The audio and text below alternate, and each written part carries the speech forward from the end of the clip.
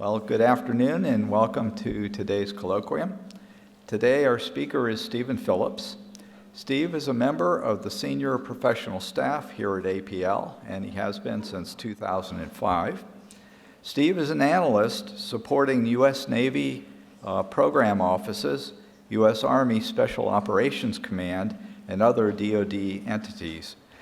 Steve has a Bachelor of Science in Political Science from the United States Naval Academy and has served as a surface warfare officer, a special operations officer, a diving officer, and an EOD technician. Steve is also an award-winning novelist. His first work, Proximity. It might also be my worst. No.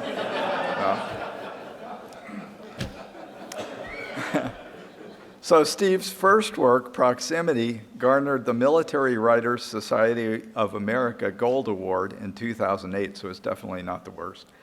His second novel, The Recipient's Son, has been used as a tool for honor remediation at the U.S. Naval Academy.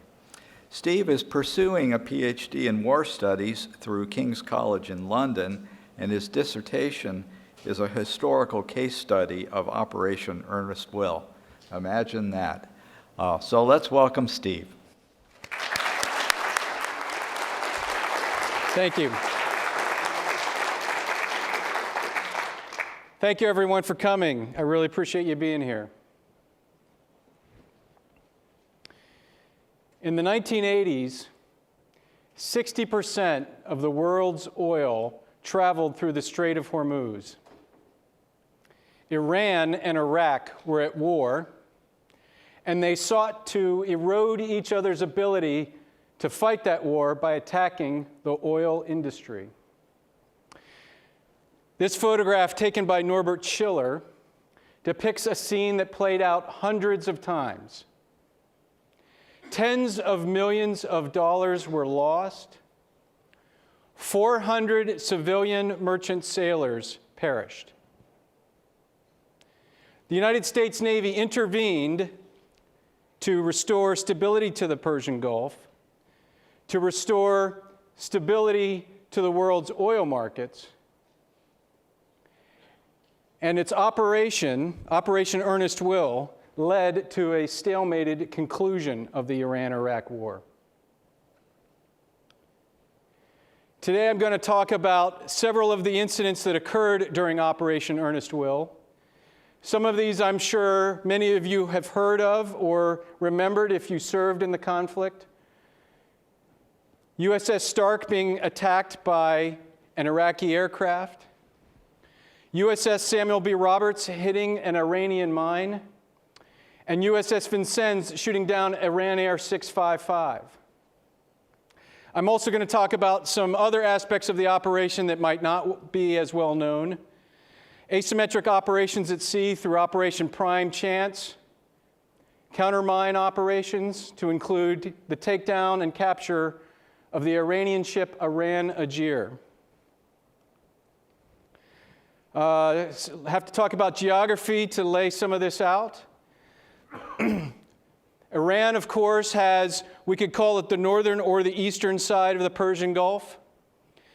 Iraq to its west with a very small coastline that gives it access to the Gulf. And the border there is marked by the Shatt al-Arab waterway, which was part of the contest in the conflict. It was part of the war was about control of this waterway that provides Iraq access to the sea. Bahrain, the archipelago is underneath this word so small you can't quite see it, was where the U.S. Navy's presence was stationed in the Persian Gulf. And the Strait of Hormuz, of course, a very important waterway, 24 nautical miles at its narrowest point. The Persian Gulf is a relatively enclosed area, and there are some areas in which deep draft ships must pass through a narrow channel. American presence in Bahrain began during the Second World War. The United States provided logistic support to the Soviet Union through Iran. In fact, some American companies actually built factories in Iran. B.F. Goodrich, for example, built a tire factory there. After the war, there was some analysis that was conducted, and the United States decided we wanted to maintain our presence in the Persian Gulf because we imagined it would still be a region of importance. The British had a presence there at their stone frigate in Bahrain, HMS Jafar. Some of you may or may not be familiar with that term. The British name all of their naval bases in the same manner that they name ships, hence HMS Jafar, and they call this a stone frigate.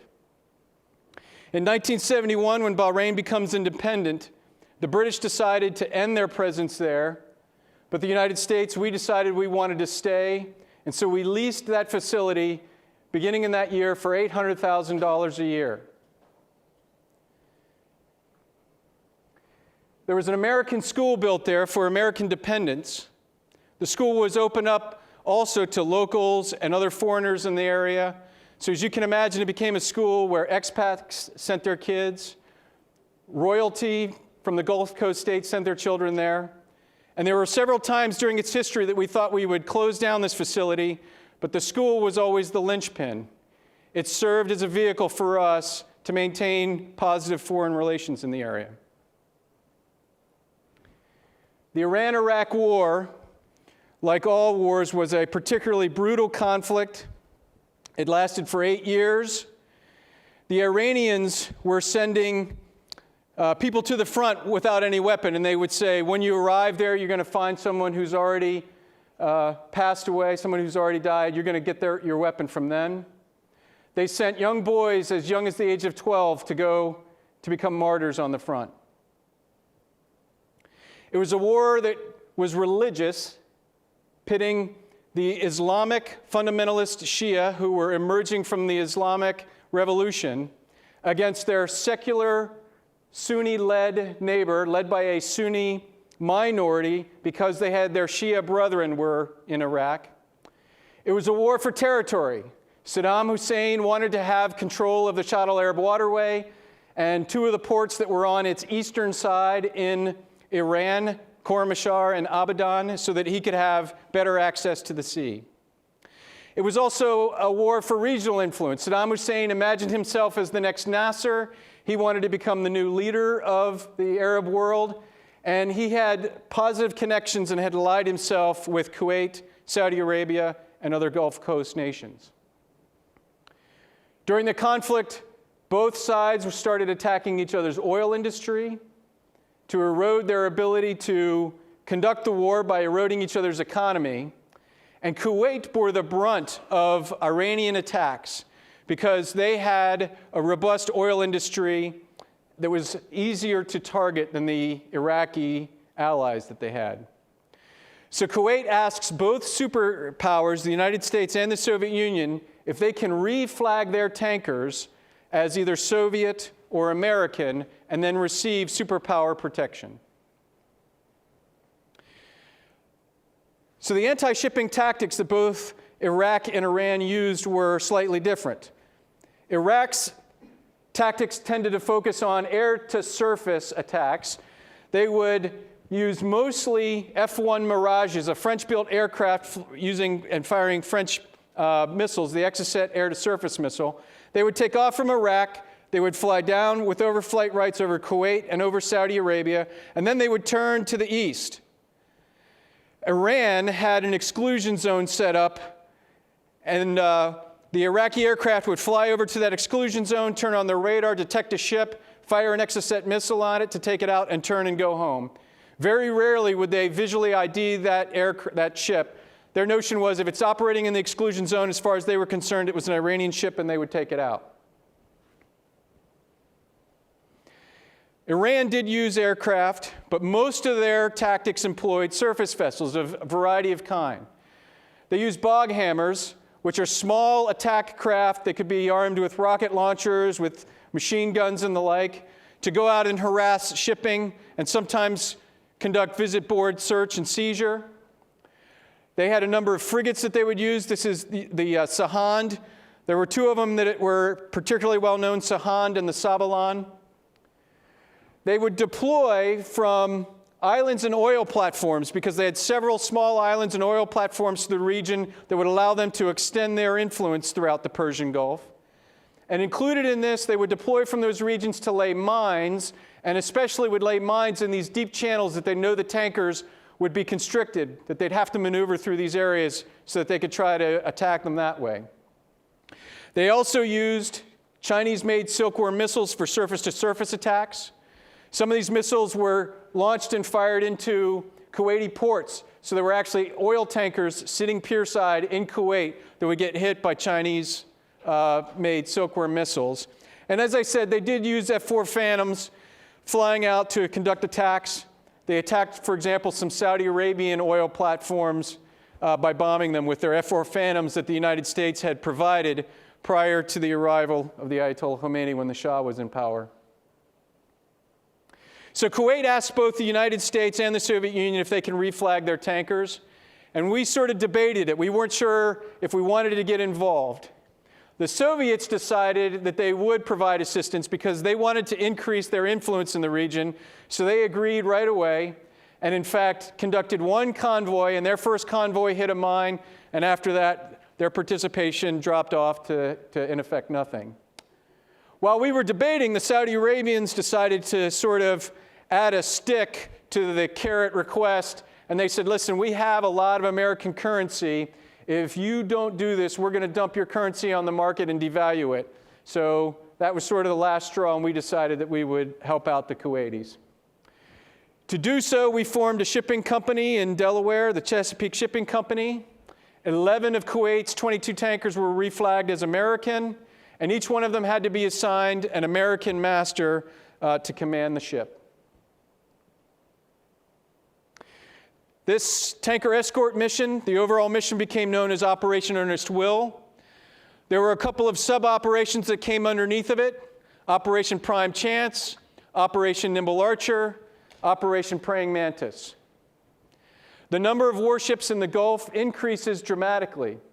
At this time, there was not really a permanent presence of ships in the area.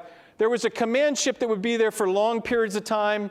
Even the command ships would rotate from time to time. For most of the conflict, it was USS LaSalle. But after this, the number of ships, both American and Allied, in the Gulf increases dramatically.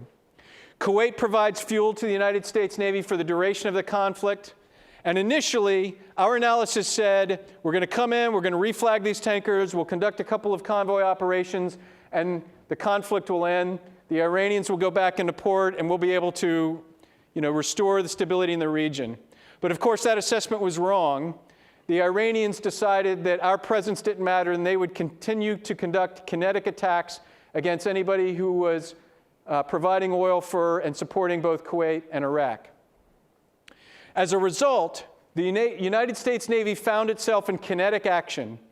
Sailors serving in the Persian Gulf in 1987 and 1988 found themselves conducting kinetic action, gun battles, and the like against the Iranian Navy and the Islamic Guard Corps Navy. As a result of this, eventually, the United States Navy's presence tips the war in favor of Iraq, and it ends the war between Iraq and Iran. So let's talk about this for a moment at the strategic level of warfare. As a historian, I always this is one of my filters that I use to think about conflict. So at the strategic level of war, the United States Navy became embroiled in the Iran-Iraq war to ensure influence in the region and to stabilize the world's oil markets. At the operational level, U.S. Navy warships and other units conducted sea control and escort of maritime shipping, which is a traditional mission, mine warfare, which is a forgotten mission, and asymmetric warfare at sea. And again, at the tactical level, U.S. naval warships found themselves in kinetic action with the Iranian Navy and the Islamic Guard Corps Navy. Now, the maritime strategy during this period was focused on and thinking of the Soviet Navy. When I was a young midshipman in 1988, we thought if we were ever going to be in a conflict, it would be against the Soviet Union, right? During this time, the maritime strategy said we needed a 600-ship Navy, and we were close to building to that size. 15 aircraft carrier battle groups, 4 battleship surface action groups, and we had 100 attack submarines in the fleet.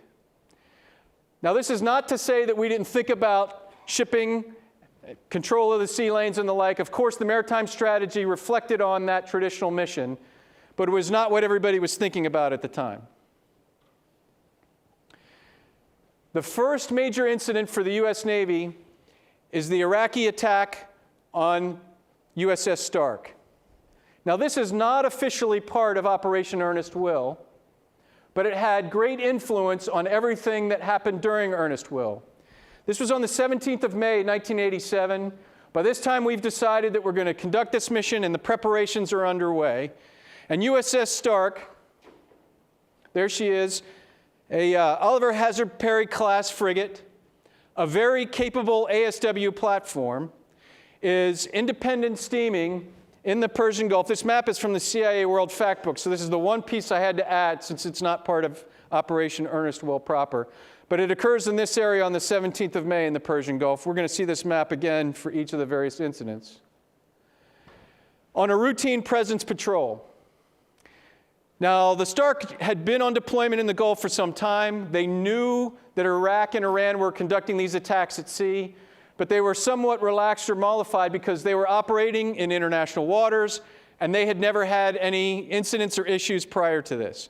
In fact, they had seen Iraqi aircraft flying around and conducting this mission, so it was not something that they were not used to. During this watch, the ship was conducting an engineering full power run. The commanding officer had 6 days left in command before he was going to turn it over to somebody else. And he wanted to make sure that the ship was ready for an engineering inspection that was coming up. So as a result, the guys on watch in combat, they were a little bit relaxed about what was going on. Track number 2202, which was reported as an Iraqi Mirage, reported by an AWACS flying out of Saudi Arabia, flies that pattern that I described earlier. They knew about and were talking about this aircraft as far as 120 nautical miles away. The captain knew, the XO knew, the tactical action officer knew, and they had reported it to the Joint Task Force in Bahrain. So everybody knew that this aircraft was coming into the region.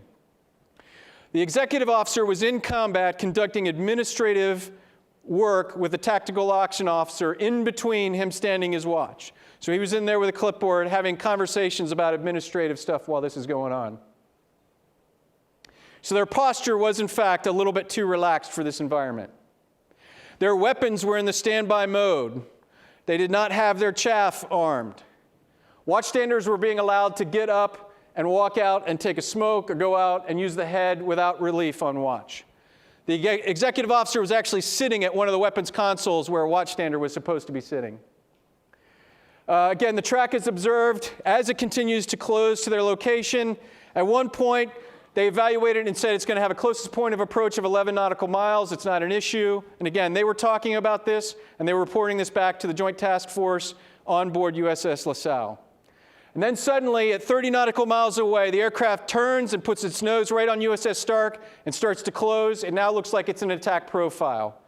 Everybody in watch started to scramble. Somebody went to try to turn the chaff on. They tried to bring their weapons out of the standby mode. Watchstander literally had to say to the executive officer, "Sir, will you get out of my seat so I can sit down and stand my watch?" The first missile was fired at 22 nautical miles. The second at 15 nautical miles. They never picked it up on radar. They never picked it up on ESM. The first report of the missile was from the forward lookout. The whole event happened too fast, they weren't able to react. The first missile hits the port side. It travels through the starboard side, and the missile doesn't detonate. And it throws rocket fuel throughout all the spaces. The second missile hits the port side. It does detonate, and all of that fuel catches on fire. 5 sailors ended up in the water and were in the water throughout the night. 21 sailors are wounded during the firefighting effort. The fires got so hot from the fuel and the aluminum burning that the firefighters, their shoes melted. Guys who had keys in their pockets, their keys fused together. 37 sailors perished during the evening and the next day fighting the fires. That's a picture of the port side afterwards in a shipyard for repair.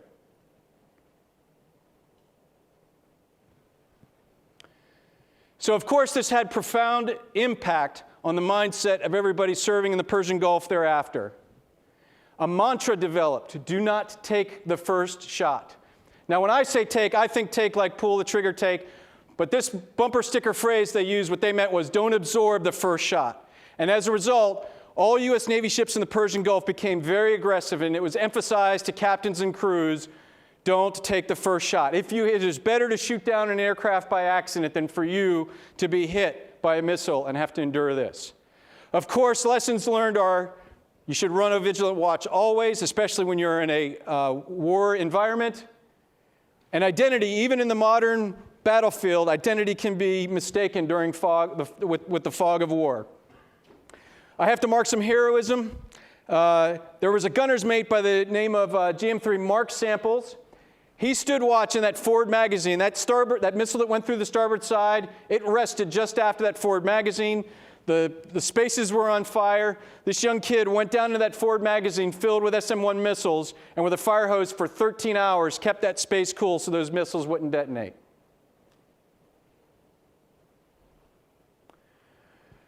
What's interesting is there's now a suggestion that this aircraft was not an F-1 Mirage. Mirages at the time could not carry 2 Exocet missiles. They could only carry 1. The aircraft during its flight was noted to have been flying at a lower altitude than ever previously observed. It was also thought that it was flying erratically. Part of the reason that it was not detected was because of its low altitude. And the notion that the missiles were never picked up by the ship's ESM is thought to have been kind of perplexing. So there's a theory now, and it's been reported in a French magazine, in a book, and also repeated in War is Boring, which is a blog, that this was actually a Falcon 50 that the Iraqis had reconfigured to carry 2 Exocet missiles. The aircraft was used for familiarization flights to fly over the Gulf and to do surveillance and to train F-1 Mirage pilots to get them sort of familiar with what they're going to see when they fly out there. And then the Iraqis went to Thales Aerospace and said, hey, we're flying this thing out there anyway, can we put a couple Exocets on it? This is a screen capture from War is Boring that reports this, and it's also reported in this book by Pierre Rizzo. If anybody wants the links to these, I can give them to you afterwards. So now I'm going to talk about the first convoy. Went too far. Motor vessel Bridgeton was one of the Kuwaiti ships that it got reflagged. At the time, it was the 6th largest supertanker in the world. And the event that I'm about to talk about occurred up here near Farsi Island on the 24th of July. But the convoy started down here on the 21st or 22nd of July, down in the Gulf of Oman prior to going through. So the transit starts out here. Bridgeton is empty. She's going up to pick up fuel oil, or to pick up petroleum. So it starts down here, but the event occurs up here on the 24th of July. So in this first convoy, it's motor vessel Bridgeton and motor vessel Gas Prince, renamed Kuwaiti tankers, escorted by USS Fox, Kidd, and Cromlin. Got underway on the 22nd of July, and they're bound for the port of Min al-Ahmadi. AWACS, operating out of Saudi Arabia, is observing that northern region, and they see a lot of Iranian bog hammers coming out of Farsi Island and conducting a whole bunch of maneuvers. And what they believe is they're preparing for an attack. They're anticipating this first convoy coming through, and they're going to try to attack them. So knowing this, what the convoy does is they slow down on the night of the 23rd into the early hour mornings of the 24th of July with the notion of, we're not going to go past Farsi Island until we have sunlight, so that then if these bog hammers come out, the crews on the 3 escort ships will be able to see them and engage them. Unfortunately, the bog hammers were not rehearsing for an attack. The bog hammers were out there conducting operations to include laying a line of mines across the channel. At 6:55 in the morning, Bridgeton hits one of these mines, and it blows a 13 by 30-foot hole in the hull. 4 of 27 compartments are flooded. The captain on the bridge said that pieces of metal actually came through the deck on the forward part of his ship, and he could see the shock wave from the mine hit traveling down the decks of his ship. So, subsequent discussions, the U.S. Navy and the captain on board the ship realized Bridgeton is able to better handle the impact of running into a mine than the Navy ships are. And so the 3 U.S. Navy escort ships fall astern of the Bridgeton, and she becomes their minesweeper for the remainder of the transit.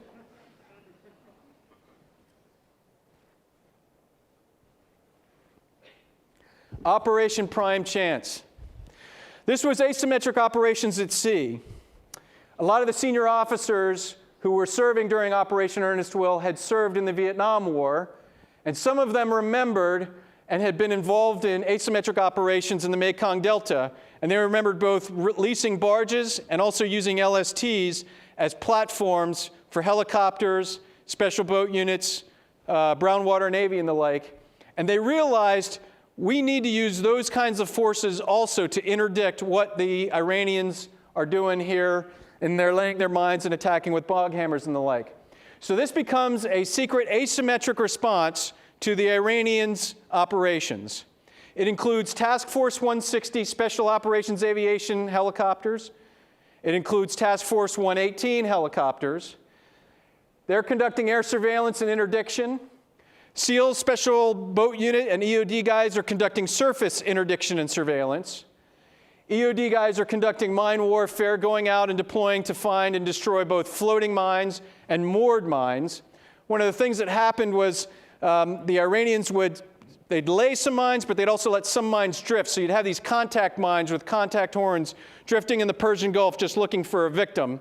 And unfortunately, there's a lot of sheep carriers that travel through this region, Australian sheep coming in. And when the sheep die, the guys on the ship just throw these dead sheep over the sides. Well, as they decompose and become bloated and everything, they turn upwards and their 4 legs stick in the air. So a lot of ships they'd see this thing, think it was a mine, and have to take it out. And there were probably a couple of EOD techs that swam up on a mine to find it was an upside-down sheep. There it is. There was an intelligence collection capability, and there were also Marines to provide force protection and also to help with some of the surface actions that were going on. And all of this deploys from 2 barges that were leased, Motor Vessel Hercules and Motor Vessel Wim Brown 7. This is a picture of Motor Vessel Hercules. You'll notice alongside, these are Special Boat Unit Mark III patrol boats that would have Special Boat Unit guys and SEALs and EOD folks on board. There's a Task Force 160 helicopter on the platform, and here you can see gun emplacements where the Marines would be there to provide this whole package force protection. This is a close-up. So again, this is a Mark III patrol boat, and you can see these sandbag positions that the Marines put in. That's a grenade launcher, that's a mortar, that's a 50 cal machine gun, because they wanted to protect themselves if the Iranians came out and attacked them with bog hammers and the like. And they also would have often a frigate close by that if they needed some assistance, they could call the frigate for additional protection. This is a Task Force 118 helicopter on board one of the frigates. So not only would they deploy from these 2 barges, the Special Operations Healers would go and deploy on frigates and destroyers, and they would fly at night using night vision goggles, and they'd find the Iranians conducting their operations and interdict them when able. So this leads to the takedown of Iran Agir. This was on the 21st and 22nd of September. There's Iran Agir there. This was a Japanese-made roll-on, roll-off ship that the Iranians had purchased. They were using it for amphibious operations, sort of like as an LST or an LSD, but they also configured the ship to lay mines. This event happened close to Bahrain, down here on the 21st and the 22nd of September. So, of course, Iran Agir was laying mines down there to try to interdict and to hit U.S. Navy warships operating in and around Bahrain. And perhaps it's another reason that they used the Iran Agir for this, because operating in that region, especially at night, it probably looked like a tanker or a freighter and the like. So Task Force 160 helicopters find it out there while it's laying mines. They call back to the command on board USS La Salle, and they authorize the Task Force 160 helicopters to engage. So they then begin a gun battle with Iran Agir at night, firing at it with rockets, firing at it with their heavy weapons and the like. They eventually fire into the engine room, disabling the craft, and the next day, Navy SEALs and EOD came over and took the ship over. The crew were in the water, so most of them ended up through the battle, so most of them were captured. and they were eventually repatriated. We were not at war with Iran. During this whole conflict, there was this balance that we didn't want to attack Iran on their mainland. We didn't want to create the impression that we were at war. We didn't want it to expand any further. And so we didn't keep the crew because we said we don't keep prisoners of war. So they were repatriated through the Red Crescent through Oman. But we kept Iran Niger. We collected intelligence from it. And when we were satisfied we had all the information, we took it out to sea and sunk it. This is a picture of Iran Niger the next day. This is a launch from LaSalle with the SEALs as they came to take it over. You can see there's a SEAL there. There's a SEAL there on the deck. There's one there. There's the mines on the deck. This is later on in that same day. These guys are the EOD techs. They're collecting intelligence on these mines. I think he's actually sunbathing, but collecting intelligence on the mines. And these mines were all then demilled. And if you guys have ever been to any of the EOD units now, if you go to Little Creek or San Diego and you see a mine out front of the quarterdeck, that's them right there.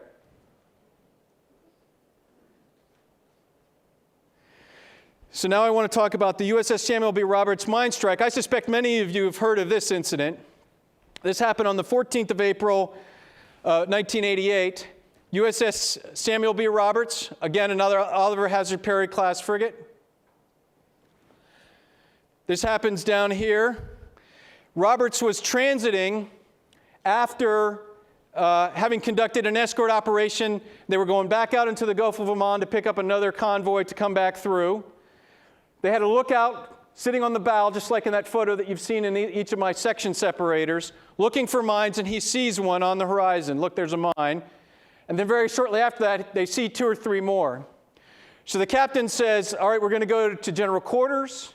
And he says, but I'm going to modify this. I want all the men that are in the engine rooms normally, I want you to come up to the main deck. So all the engine rooms are empty when this incident happens. They start to back out, trying to back out the same way that they came in. And when they do, Samuel B. Roberts backs over another mine. There was a heroic damage control effort to save the ship. When the mine detonates, it blows up into the main engine room and one of the auxiliary engine rooms. On a Perry-class frigate, if you lose 2 engine rooms, the ship will sink. You're going down. So they've immediately lost their main engine room and another engine room, and they lost all power. So in auxiliary engine room 3, there was a sailor by the name of Fireman Tilley. He's in the engine room with now the only remaining generator left, number 1 generator, in the dark, and he realizes that they've lost power and he has to restore power to the ship. But what had happened was that engine was secured because it had had an overspeed earlier in the day, and the governor had cracked. So he figures, I've got to make this happen. He crawls down next to the engine, and he opens a flask to conduct what's called a suicide start. They have an air flask with compressed air. It blows air through the generator, and it starts it as sort of like a drag start, and then immediately jumps on top of an engine that he thinks might begin to overspeed, and he controlled that engine with a control bolt using a wrench, getting it to 60 hertz, providing the rest of the ship with the electrical power they needed to run pumps to pump out the flooding and the pumps to run the firefighting equipment. Amazing. So the ship is dewatering, but fighting a fire at the same time. And also they had an auxiliary engine room that was experiencing flooding from the forward engine rooms, and the captain literally walked down there and found his crew shoring stuff up, blocking things off with mattresses, and he said, guys, so here's the deal. You've got to save this space. If this space floods, this ship goes down. It's up to you. And Captain Paul Rinn says when he's walked out of that space and he shut the hatch, he thought that was it. He wasn't sure they were going to make it. As they continue to fight the fires and fight the flooding, the captain had asked the aft lookout, I want you to keep reporting to me. Tell me when the word Samuel B. Roberts on the stern goes below the waterline. And at one point he calls back and he says, so where's the word, Samuel B. Roberts? He says, sir, it's actually below the water now. He says, as a matter of fact, sir, I'm standing on the flight deck and I can reach my hand in the Persian Gulf and touch the water. So the captain was like, we're sinking ourselves. And so he actually created an order, said to everybody, we got to stop all pumping. So they actually stopped fighting the fires. They stopped fighting the fires for a while to dewater so that the ship could stabilize itself, and then they returned to the firefighting effort. Now, the firefighting effort at this point was mostly in the stack. The whole thing was filled with flames. They were having trouble trying to find the exact source. So the DCA, the chief engineer, the captain, they went up on the top deck, and they realized we're going to have to open the louvers to the stack. It's probably going to give more oxygen to the fire and allow it to flash, but then we should be able to fight the fire, and that's what they did. So they were eventually able to put out the fires, shore themselves up, and keep the ship going afloat. An amazing, amazing effort. Oh, by the way, they're doing this in a minefield. Nobody else could come and assist them. This is that space with the sailors shored up in order to save the ship. It looks awfully dry here, but as you can imagine, these guys were up to their knees in water at one point. This is that stack where the fire was coming through at the top. They had to open these louvers up. When they did, as I said, the fire flashed, but they eventually were able to put the fire out. In the shipyard later, that's the size of the hole that she had when she ran over that mine. Carter-Rock ran a model of this several times. Every time that they ran the model, Carter-Rock says Samuel B. Roberts goes down. Amazing effort that these guys did to save the ship. $93 million to repair. So some of the lessons learned from this is, here we have a modern frigate that was nearly lost to a World War I era mine. For folks who work in mine warfare, this is sort of one of our back-of-the-envelope things that we always say is, you know, with like a $10,000 mine, you can take out a multi-million-dollar ship. In fact, in recent U.S. Navy history, if we go all the way back to the Korean War, there's only 2 ships that have been damaged or taken out by something other than a mine, and that's Stark and Cole. We can have an argument about whether Cole was sort of a mine. You know, it was a vehicle-borne, a boat-borne IED, but mines are the #1 way to damage or take out a U.S. Navy warship. Naturally, effective damage control can save a ship in the most dire of circumstances. And again, every sailor knowing his job can save the ship. Everybody's job is important. So Operation Praying Mantis was the response to USS Samuel B. Roberts. Because we had done the takedown of Iranagier, we knew the mine's designs and we knew their serial numbers. So now a number of U.S. Navy minesweepers go into the area where Samuel B. Roberts was. They sweep those mines, and the first one they pull out, they look at it for intelligence. It's of the same design, and the serial numbers match the serial numbers of those we captured off of Iranagier. So we were pretty sure it was the Iranians, but there was definitive proof. Operation Praying Mantis was the reprisal operation in response to that. It happened only 4 days later down here. This is where Samuel B. Roberts occurred, down here the 14th of April, 1988.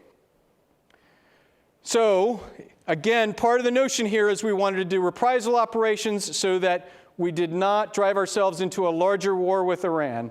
Okay? So the notion was destroy a number of oil platforms that the Iranian forces were using to conduct their war and their effort, to gather intelligence as lily pads for the bog hammers, to destroy a SAM-class frigate, preferably the Sabalon. The captain of the Sabalon was known for boarding ships, and then when he found that they were carrying what he considered to be contraband, he would fire his gun into the living quarters to try to kill as many merchant sailors as possible. And then as he drove away, he would say on the radio, "Have a nice day." So that's how he got that name, Captain Nasty. So again, a measured response.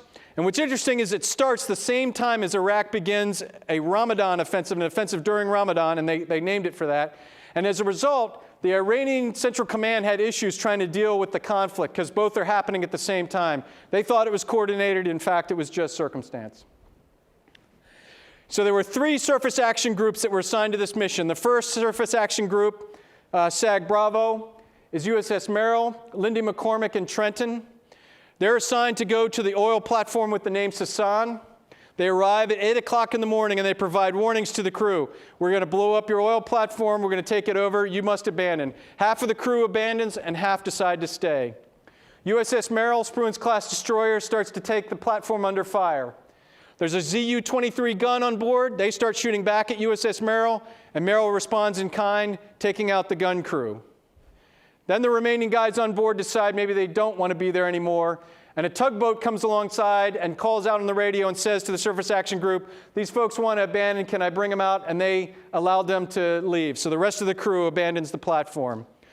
So next, a team of Marines and EOD techs from the Trenton, they go on board, they collect intelligence, and then they set up demolition, and they blow the platform up. It's a photo of Marines looking at that ZU-23 gun. This part of the platform was actually hit by a Cobra gunship from the Trenton, fired a tow missile into this and caused it to catch on fire. But I like this photo for another reason. So even though these guys are out at sea, you know, they're conducting conflict against the merchants and sailors and everything, but they still have like these plants here. So like a little garden with their peppers or something, I'm not sure. Makes it more homey. Surface Action Group Charlie was Wainwright, Bagley, and Simpson. Their mission was similar, to attack the oil platform known as Siri. They show up at 8 o'clock in the morning. They give them warnings. Half of the crew leaves, half of the crew remains. They take Siri under fire. They ended up hitting a compressed gas tank, and the platform becomes engulfed in flames. The remaining people on board that platform perished. There was a SEAL platoon that was anticipating going and collecting intelligence in the same manner from the other platform. They weren't able to do so. This platform just ends up burning for days afterwards.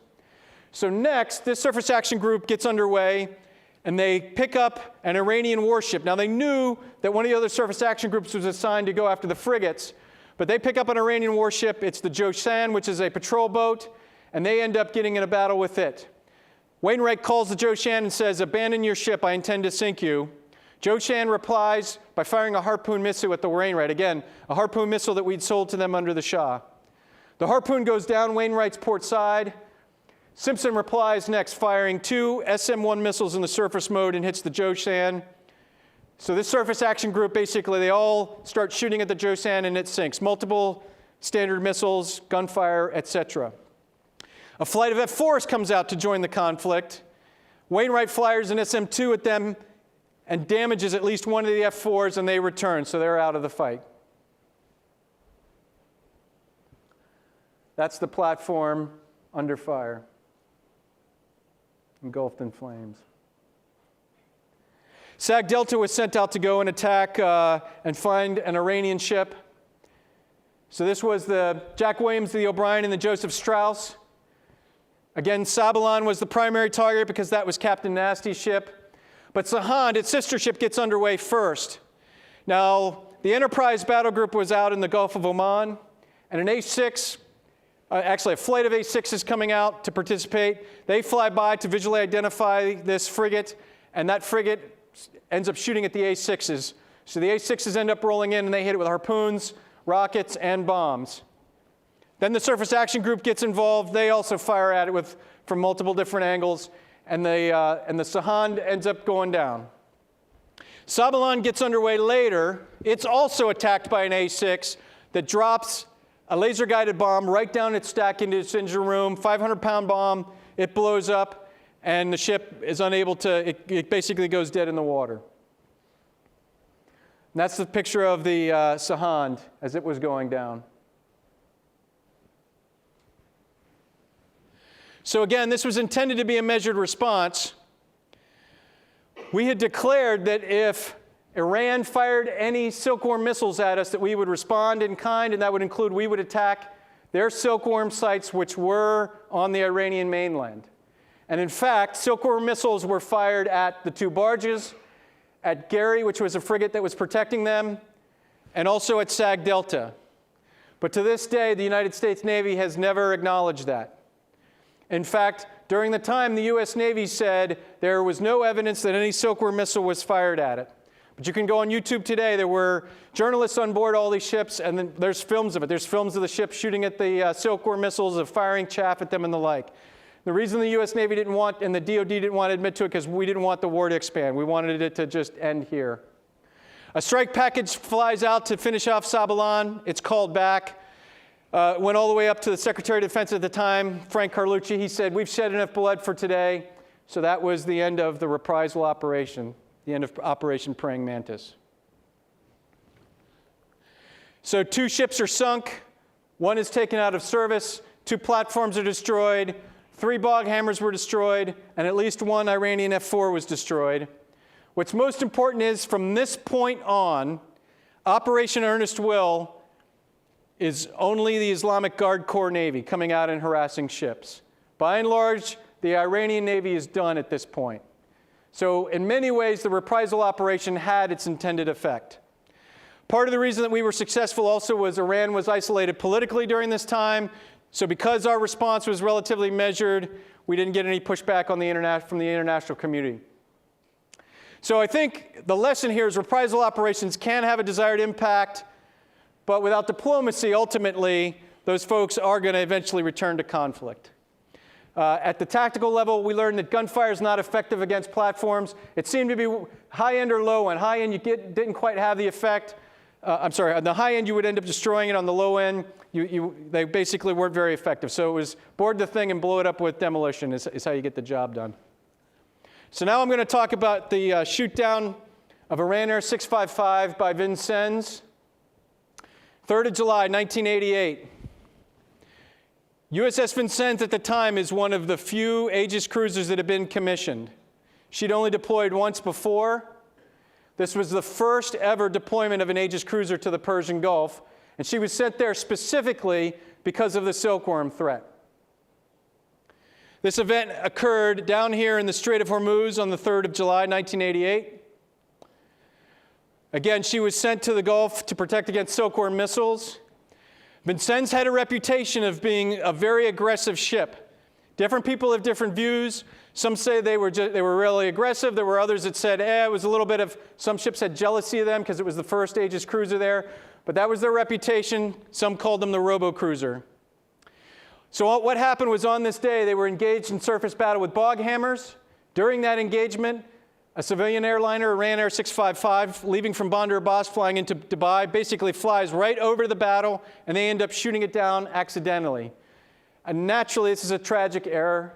290 civilians were killed, but ironically, this led to the end of the Iran-Iraq War. So remember, after the Stark, commanding officers and crews in the Persian Gulf, they were trying to make sure that they did not take the first shot. The Iranian Air Force at this time had moved F-14s to Bandar Abbas. They had started acting more aggressive.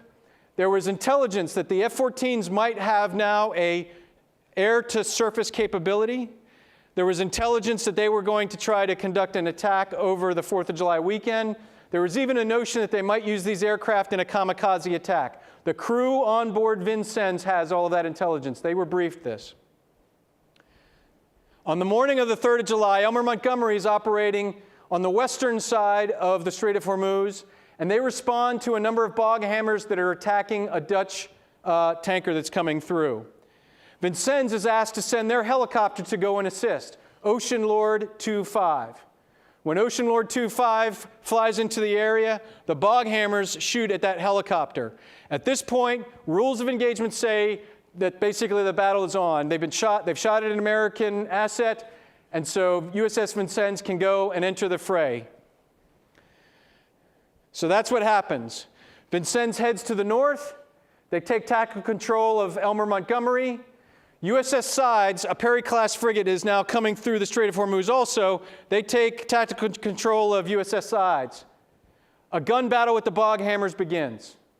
So it's a surface battle between 3 U.S. Navy warships and a number of Iranian bog hammers. While this happens, Iran Air 655 takes off from Bandar Abbas 30 minutes late.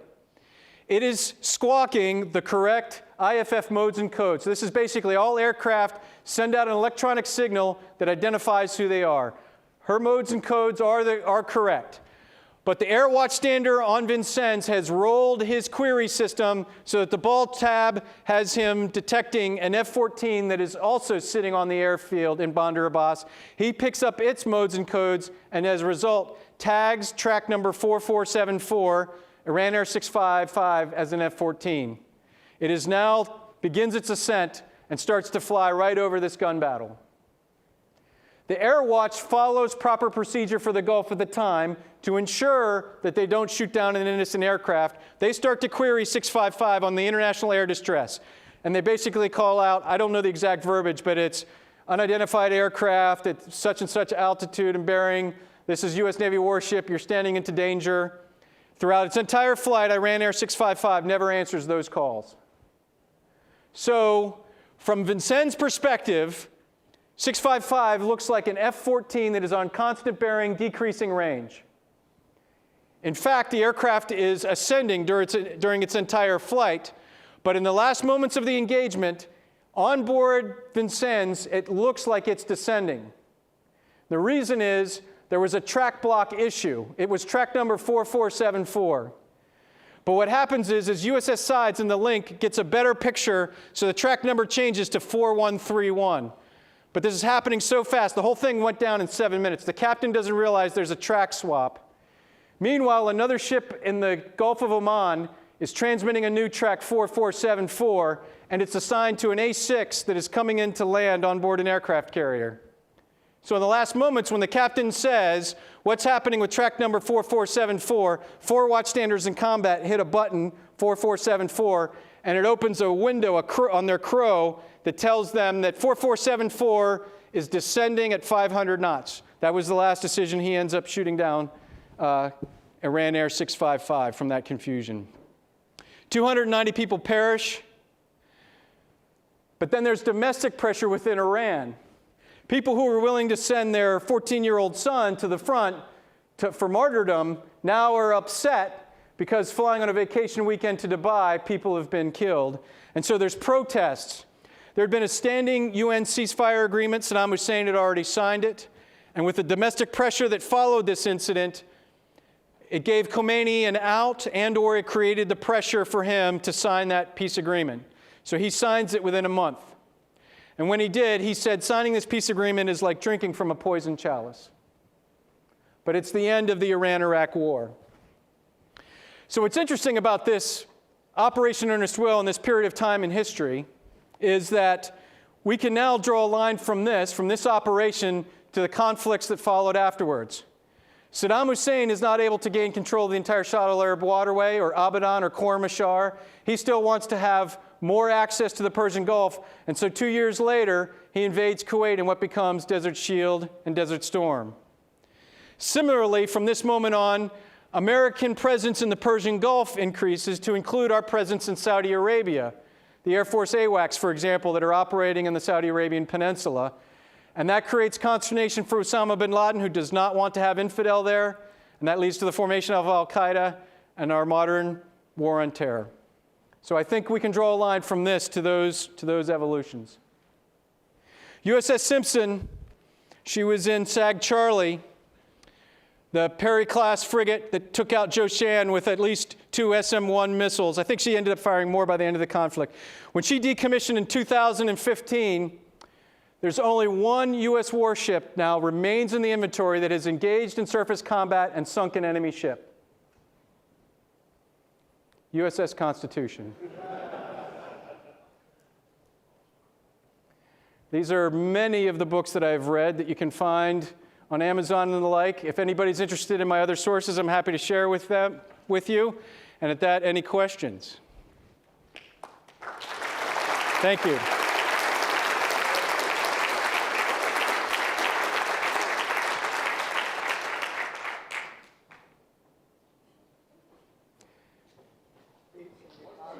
Sir. I read on Wikipedia that during Operation Praying Mantis, a Cobra helicopter was maybe lost. That's correct. It doesn't say much on Wikipedia about how that happened. Yeah. Tell that. I have read this too, and I've read in detail. So let me admit that I have not all of the details in my brain, and again, I'm happy to share with you the detail that I do have. 2 Cobra helicopters from the USS Trenton were called to go and respond to a number of Iranian bog hammers that were coming out to engage some of the ships. One of them went and sat on board one of the ships to refuel. The second one went to engage them. They were shot at, and I think they believe that they were not hit, but in attempting to maneuver and avoid the rocket, they ended up crashing, and both Marines were lost. When they recovered the aircraft, there was no visible notion that they had actually been hit. So that's the theory, is that they were maneuvering to avoid getting shot at, and they ended up going down. Yep.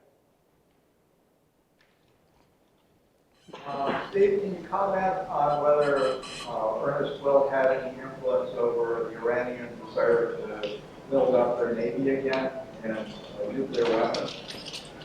I would say, so I haven't found anything specifically, but in general, I would say, of course it is. You know, they think of the Persian Gulf as their body of water. They want to have a robust Navy to be able to control the whole region. They think of themselves as a great power, and maybe they are a great power. And so I'm certain that this did have influence on their notion of how they're going to form their naval forces and also their decision to have nuclear weapons. You know, they culturally see themselves naturally and understand themselves as different from the Arab population on the other side. So there's definitely friction between those two. Yeah.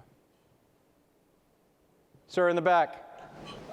Based on all the mine countermeasures operations that occurred, you know, do you want to comment on our current state of surface mine countermeasures? Yeah. Pointed question, right, Drew? So Drew was another EOD tech, and he and I served with each other, so he knows my thoughts on mine warfare. Mine warfare, as I said earlier, I think is our forgotten mission. During this period of time, we sent 6 minesweepers to the Persian Gulf to conduct mine sweeping operations. Of those, 1 was an active duty minesweeper. The rest were reserve minesweepers with reserve crews that flew out and rotated through 4 months at a time. During their period there, they recovered, discovered, disarmed over 50 mines. Think of how this whole period of time would look like had those 50 mines been hit by a ship as opposed to being handled by minesweepers and EOD techs. But mine warfare is often a forgotten mission because it's not seen as you know, a sexy thing. It's not appreciated. And so as a result, we go through this cycle of somebody gets hit by a mine, we build up our forces, we train for it, train, resource, and equip. We develop ourselves to the point where we have a robust capability, and then it falls on the bottom of the funding line, and it goes away, and then the whole process starts all over again. Currently, the United States notion is that our allies are going to take care of this problem for us, and our surface mine fleet is going to be decommissioned and gone here very soon. For me personally, my opinion is I think that's a mistake. I think if we're going to continue to be a superpower, we need to have a mine warfare capability to ensure that we can make sure that the Straits of Hormuz and other, you know, the sea lines of communication can remain open. A mine is a very simple way for somebody to close down a sea lane. And this question was asked within the last 48 hours. Drew and I were in a forum, and the question was asked, how many mines does it take to close down the Strait of Hormuz? Anybody know the answer? 1. You do 1, and all of a sudden now the whole thing closes down, and you've got to go through and sweep and control it to ensure that it's, you know, that it's free. So thank you for that question. Sir, in the back. What was the UN doing during all this? Were they trying to get involved or trying to seek a peaceful resolution? Yeah, the UN was involved politically at the strategic level. They tried to create the ceasefire. And again, my brain is telling me it was UN Resolution 522. Now you're going to make me look that up. But I think that was the ceasefire agreement that they had set that Saddam Hussein eventually signed first, that Iran signed second, because they wanted this conflict to end because it was affecting the world's oil markets. And it was causing economic problems throughout the world. Interestingly enough, though 60% of the world's oil went through the Persian Gulf, through the Straits of Hormuz, at the time, it was not that much of U.S. oil went through there. It was actually Japanese oil was one of the factors, was we were trying to help our allies in Japan. The vast majority, and the percentage is lost to me, but the vast majority of Japanese oil was flooding through there. So the UN was involved at that level, at the strategic level, to try to end this conflict. What's also interesting is Saddam Hussein did something that I noticed that he did this in Desert Storm too. He didn't want to invade and take over all of Iran. He really thought that he would be able to have sort of a limited action. His notion was, I'm going to invade across, I'm going to take these 2 ports, I'm going to hold it there, and maybe Iran, it's like, hey, you guys have plenty of coastline. And, but of course, his view was different from that of the Ayatollah Khomeini and the Islamic Revolution. Their thing was, Iraq is home to 12 of the important Shia sites. There's a Shia majority there, but they're being ruled by a Sunni minority. So for them, it was much more of a religious conflict. Sir. I know prior to 1979, the Iranian Navy was very closely related with our Navy. So a lot of Iranian officers were trained at the Naval Academy at other universities here in the United States. Is there any indication that Iran retained some of the tactical or operational doctrines that they had learned launched while they were allies with us? Yeah. In the Navy, yes. In their Army, land forces, no. When the Ayatollah Khomeini came in and took over power, what he did was there were huge purges, and he ended up killing a lot of senior officers, so a lot of knowledge went away. And so people were put into positions of power because of their religious affiliation and fervor rather than that they had actual military experience. The Navy suffered less than the Army, and the reason was he didn't feel as threatened by the Navy. He didn't think a frigate was going to roll into, and down the street and take him over. But they too did suffer somewhat. So what's interesting is, so while they did learn American tactics, their aircraft were American, but a lot of their ships were not. So you had this interesting mix of, like, Joshan was not an American-built ship, but its weapon systems were American, fired Harpoon missiles. What's interesting is one of the things that we did was there were efforts to make sure that they didn't have the parts and everything, and that was one of the things that hurt them during the war. It's one of the reasons why the F-14s had sort of a shelf life, but then as their parts fell off, they sort of became less effective. So, yep. Other questions, sir? Since Kuwait and Iraq and Iran were all going through this battle, wasn't Saudi Arabia making a fortune off of this? I'm sorry, say that again. Saudi Arabia making a fortune off of this since they weren't having this trouble? So they were not suffering as much as others, but they were suffering somewhat. Iran did attack, for example, some of their tankers did attack some of their platforms. But to your point, with scarcity, does that give them advantage because the oil prices go up and they win as a result? I have never encountered that specifically. It's an interesting point. I'll have to delve into that. I think part of this was for them was a combination of religious and political. I think they in Kuwait and Iraq, they were trying to form sort of a coalition at the time. So I have a notion that maybe that overrode the fact that of how much money they would be making. And I think they were making money anyway. It was like, how much more do we need? Maybe that's what it was. But so I'll have to delve into that. That's an interesting point. Other questions? Okay, I have a surprise for everybody. He doesn't know I picked him out, but I already did. There's somebody in here who was on board USS Simpson during Operation Praying Mantis. Stand up and take a bow. There he is.